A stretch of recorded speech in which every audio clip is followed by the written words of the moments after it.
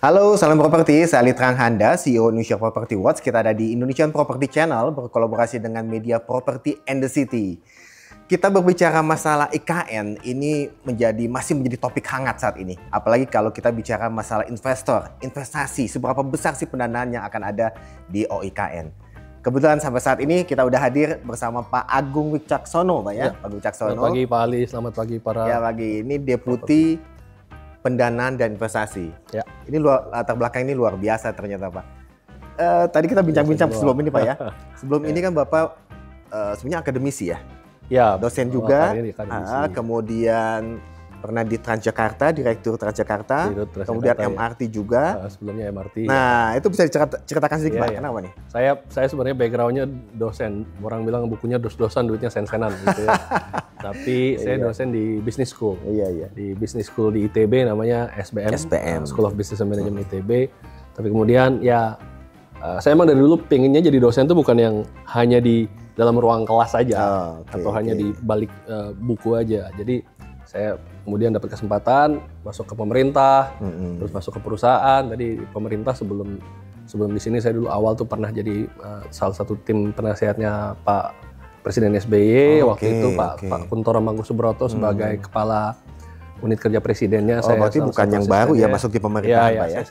Itu mulai sekitar 15 tahun yang lalu lah. Tapi tetap dosen, tetap ngajar, sektor energi juga pernah. Baru kemudian 2016 itu saya masuk ke corporate.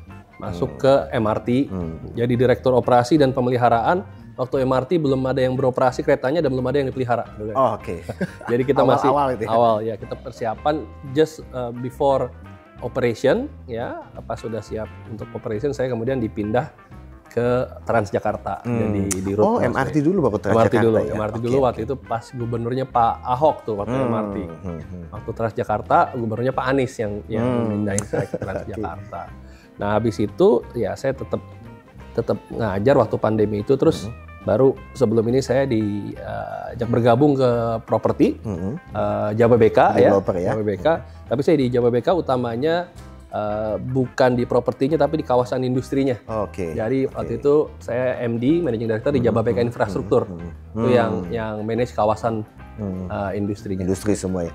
Nah ini sampai kemudian ke OIKN ini gimana ceritanya, Pak ya? Ini kan beda ya, Pak ya, dari development, kemudian Transjakarta Transportation, kemudian sampai ke OIKN. Ini gimana ceritanya, Pak, sampai ke sana? Iya. OIKN sendiri kan dibentuk 2022, pertama ada Undang-Undang IKN. Undang-Undang IKN di 2022, kemudian di situ dibentuk otorita IKN.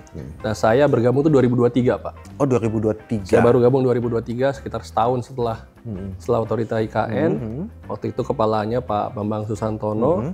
Ada proses rekrutmen, proses seleksi. Proses seleksi rekrutmen itu dari seleksi terbuka. Umum terbuka ya? Terbuka. Jadi waktu itu posisi saya sama ada satu posisi deputi lagi, total ada 7 deputi kan, Pak ya. Tapi ada deputi yang ditunjuk langsung, ada deputi yang seleksi. Nah, saya tuh hasil dari seleksi dan kemudian ditunjuk, ada kepres gitu. Ya mulai Februari 2023 sampai sekarang ya. Ada kendala nggak, Pak? Kan dulu kan kita bicara Pak Agung ini masalah transportation ya, transportasi, mungkin logistik, kawasan industri, sampai kemudian ngurusin pendanaan, ini investasi. Ada kendala atau enggak? Sebenarnya koneksinya kalau saya lihat, waktu saya di MRT dan juga di Transjakarta sebenarnya kita berupaya untuk itu. Di MRT itu saya belajar banyak, apalagi dari pelajaran di Hong Kong ya, pengalaman di Hong Kong, bahwa bisnis model yang paling sukses untuk transportasi di Hong Kong itu dengan MTR namanya, MTR itu MRT-nya Hong Kong, itu adalah rail plus property. Jadi they make money mainly not from the rail, tapi from property. Gimana caranya si MTR, ada LVC ya. Kemudian biasanya pemerintah tuh kasih tanah ke si MTR, dia suruh bangun itu rel, tapi dia juga bangun stasiun, depo. Nah di atas stasiun, di atas depo dia bangun properti. Nah di situ dia make money. Waktu di MRT kita mau mulai terapin itu dengan konsep TOD namanya kan, Transit Oriented Development. Nah, dari itulah konsep TOD kita kembangin. Sekarang kita lihat MRT punya penghasilan banyak dari non tiket juga, ada yang namanya naming right, ada iklan-iklan sekitarnya. Dan kemudian saya juga pas di Jababeka mencoba tuh TOD bisa diterapin. MRT yang sekarang kan fase 1, 2 itu dari selatan ke utara. Nah, next fasenya itu MRT itu dari ada hub nanti dari timur ke barat. Timur ke barat. Nah, ujungnya itu di barat itu di timur itu targetnya itu di Cikarang, Pak. Oke. Nah, jadi waktu itu di Jababeka Cikarang.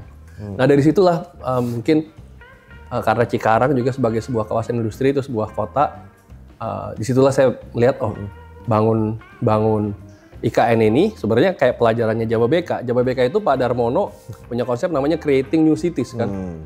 Dia bikin ya pertama Cikarang, kemudian kita tahu ada Tanjung Lesung yang tourism, ada Kendal kawasan industri, kemudian juga ada Morotai gitu ya.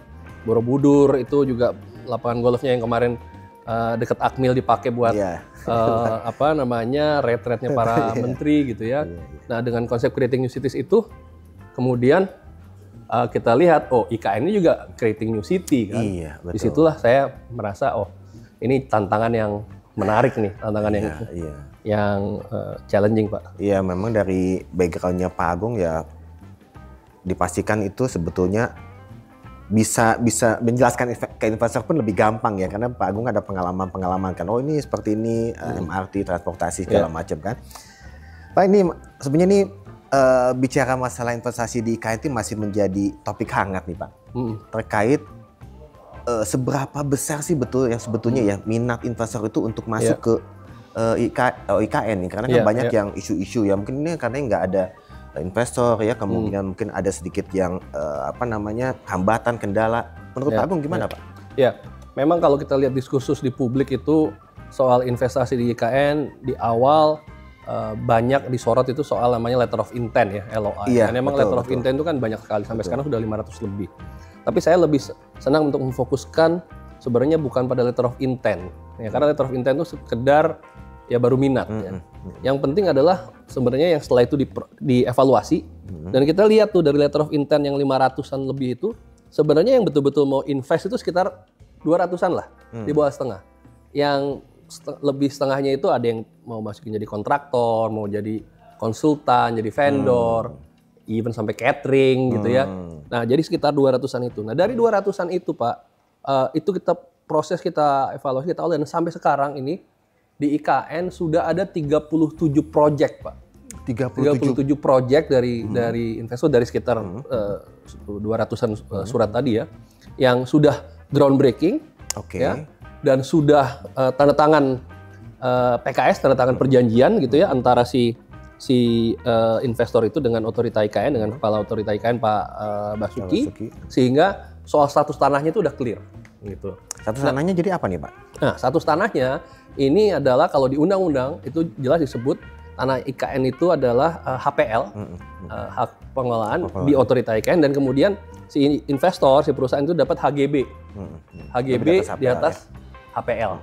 Ya, kalau dia bangun fisik dia dapat HGB, atau kalau dia bikin perkebunan atau apa itu HG. Nah, itu total, Pak, dari 37 itu estimasi nilai investasinya itu udah 58 triliun. 58 triliun yang dikomit dan dibangun.